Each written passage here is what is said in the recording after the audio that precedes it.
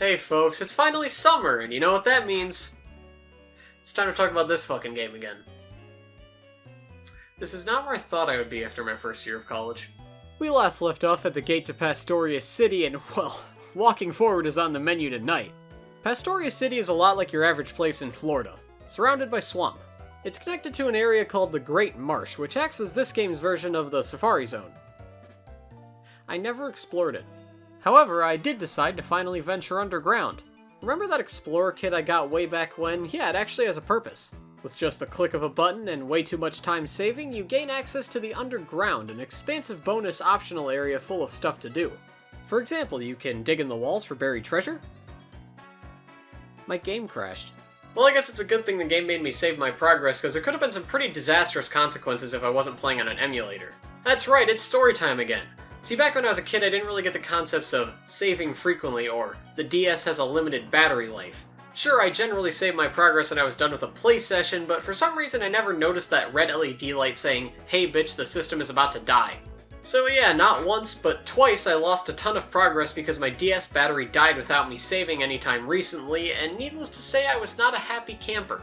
I don't even have any memories of acknowledging the battery light's existence at all before I lost my progress. I'm not really sure how I got that tunnel visioned. I'm also not sure why I didn't learn my lesson the first time. Thankfully, I did eventually figure out what was going on. I realized the DS was not immortal and the wall outlet was my friend. Now I save all my games every 45 seconds just to be safe. But it's amazing what can happen when you're a dumb shit 7-year-old. Well, the game doesn't seem to appreciate my spelunking right now, but I'll be back. Another point of interest in this town is the Move Reminder. This guy's really handy. He'll teach your Pokemon any move that they can naturally learn at their current level or below. This mechanic is really helpful, especially for when you catch a Pokemon that's too high level to know a specific move you want, when you need a move that you don't normally use in the main game but is really helpful for certain situations like Mean Look for roaming legendaries, when you just want to change up your battle strategy, or if you deleted a move for a stupid HM and now you need it back. Also, a lot of the time, fully evolved Pokemon will have a few really good moves that can only be learned through the Move Reminder. My only gripe with this feature is that it requires you to trade a Heart Scale every time you learn a move. Heart Scales can be a bitch to come by. There's a few of them scattered throughout the region, but the only ways to farm them are through Wild Love Disc. They have a 5% encounter rate and are only available in the post-game. This newspaper editor in Salacion Town who gives you them for finding certain Pokemon. Do you really expect me to turn my one Eevee into a Flareon just for an item? And the Underground. This game hates me. Overall though, good mechanic, just not very accommodating to the lazy. Next on the agenda is a quick visit to Route 212, the route immediately to the west of the city, to pick up a very special item, the Dawnstone. This item allows us to evolve Meta Knight into what he was always meant to be, a Gallade. I mean, hey, I wanted to be a Gallade when I was younger too, but only the chosen will ever see the day.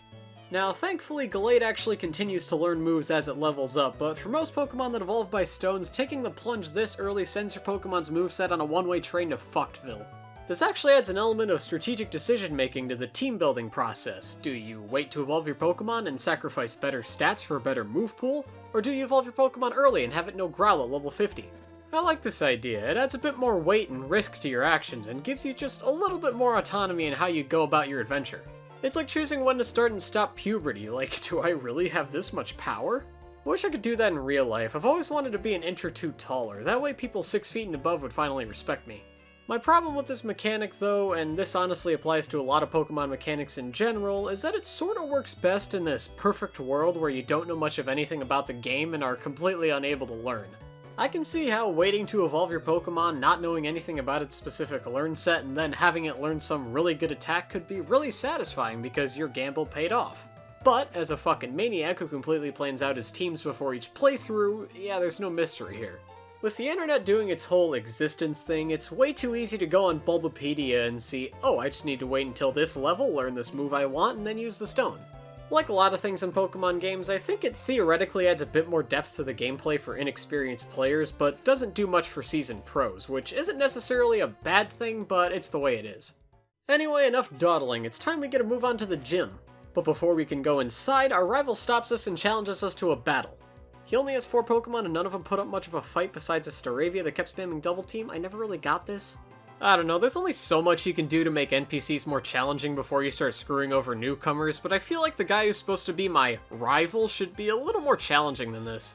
I mean, Christ, his team way out levels mine and they still can't get anything done. I just wish a lot of major trainers had stronger teams, have some better stats, better AI, have an actual unique strategy.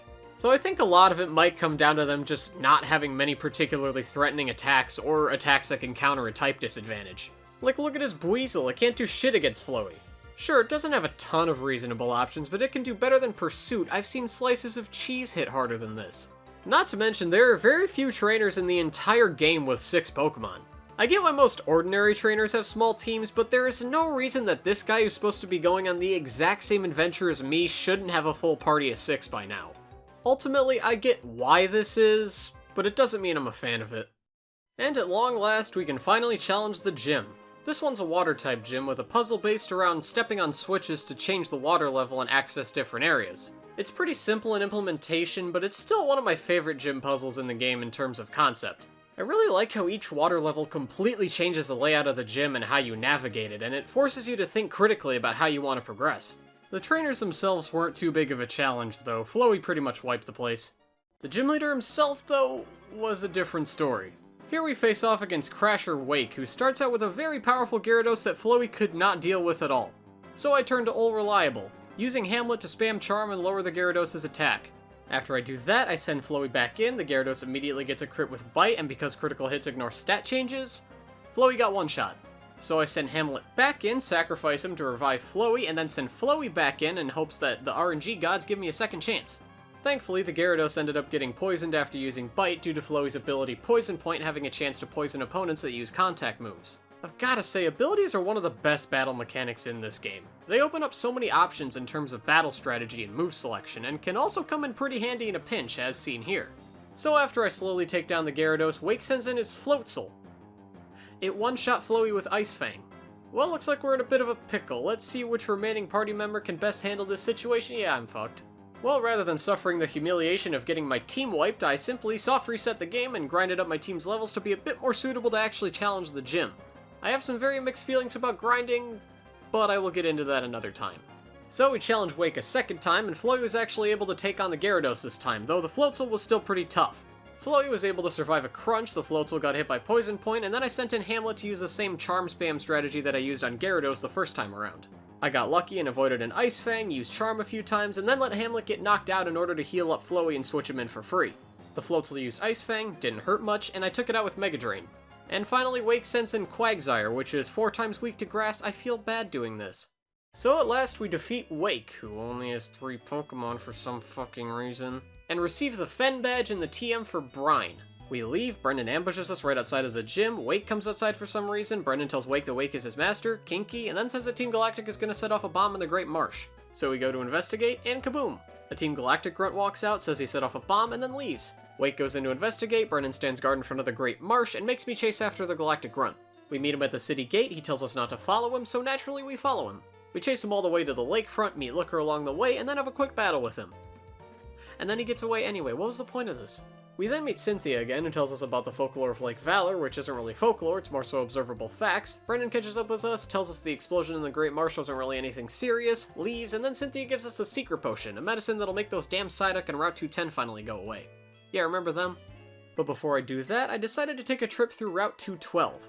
Remember that place where I got the Dawnstone a few minutes ago? Yeah, they made a whole route out of it. This place has marsh pits that you can get stuck in. I hate it. Thankfully, the bog disappears when you reach the western part of the route, but still, it isn't really my favorite location overall. I don't know, it just always felt very drab and unfun to me. All it has is rain, bike overpasses, and tall grass everywhere. It's not actually that bad, but for some reason it always feels like a big slog to get through. One good thing came out of this route, though, that being Falco finally evolving into Staraptor. I love Staraptor, it's strong, looks cool, is a great addition to any team, and just the fact that it can learn close combat makes it so unique. The northern part of Route 212 is completely different from the first half. It's a peaceful, sunny area with hedgerows dotting the path. It's still not that interesting, but it's a much nicer atmosphere at least. Of course, this area does have one notable attraction, the Pokemon Mansion. This is a mansion owned by this guy, Mr. Backlot, and it's the only place where you can get a Pokedex registration for Manaphy, a rare legendary Pokemon that can't be obtained through traditional means, but you are nonetheless required to see in order to complete the regional dex. Here you can also take on the 5 Maid Knockout Exact Turn Attack Challenge, in which you attempt to beat 5 trainer maids in a row in a certain number of turns. If you succeed, you get a special gift, which is just another battle with one of these two. So yeah, kinda pointless, but hey, I've played TF2 for 5,000 hours. I'm in no place to judge what you do with your time. The mansion is also home to the Trophy Garden, a small area behind the mansion where you can catch a few Pokemon. Most of them aren't super rare, but Pichu and Pikachu can only be found here. In the post-game, you'll be able to find a much bigger variety of Pokemon that can't be found anywhere else, but of course that's a venture for another day. Anyway, I loop back through Hardhome City, stop in Solaceon Town to pick up some items, I didn't know I had that much money, the amulet coin is overpowered, and at last we can continue through Route 210. After I pick up some milk. So the Psyduck sitting here are apparently suffering from some bad headaches, that seems to be a pretty consistent theme with this poor creature, and the secret potion seems to magically cure them, so we use it, the Psyduck leave, and we're now free to progress forward. But before we do that, Cynthia catches up with us again and gives us an old charm to deliver to her grandma in the next town. And so, with a new plot-related task on our hands, we begin our trek through the northern half of Route 210. But before I do that, I want to devote some time in my summer to trying new things. I want to get into this whole outside fad that's been going on. I'm really interested in seeing what all the buzz is about. Holy shit, that was intense. Can you believe the outside has oxygen?